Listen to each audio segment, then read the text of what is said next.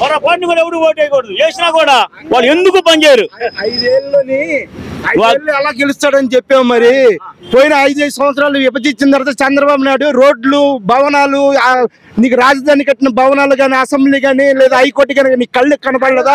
విజయవాడ రాజధాని కట్టాడు, నీళ్లు కురుస్తున్నాయి, వర్షం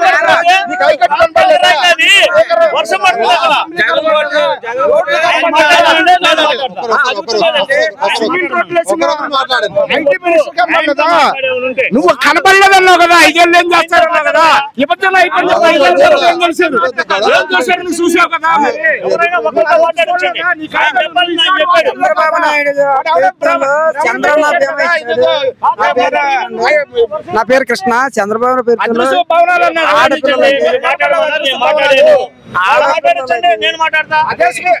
ఆడపిల్లలకి 50,000 రూపాయలు పెళ్లికి ఇచ్చాడు. పెళ్లి చేసుకోమని 50 రూపాయలు ఇచ్చాడు. 50,000 రూపాయలు ఇచ్చాడు. 5 లక్షల రూపాయలు చంద్రన్న బీమా ఇచ్చాడు ఆటో డ్రైవర్లకి. ప్రతి రోడ్డు కూడా విపరీతంగా రోడ్లన్నీ బాగా చేయించాడు. రాజధాని కట్టాడు అక్కడ. ఈ జగన్మోహన్ రెడ్డి గారు ఆ రోజు ఒకే అన్నాడు. ఈ రోజేమో వైజాగ్ వెళ్ళి పేదల దగ్గర ఉసుకొండలో స్థలాలు తీసుకొని పైన వారికి అపార్ట్మెంట్లు తీసుకొని జనాలందరినీ మోసం చేసి అక్కడ ఏదో మొత్తం వైజాగ్ మొత్తం కట్టేస్తున్నాడు.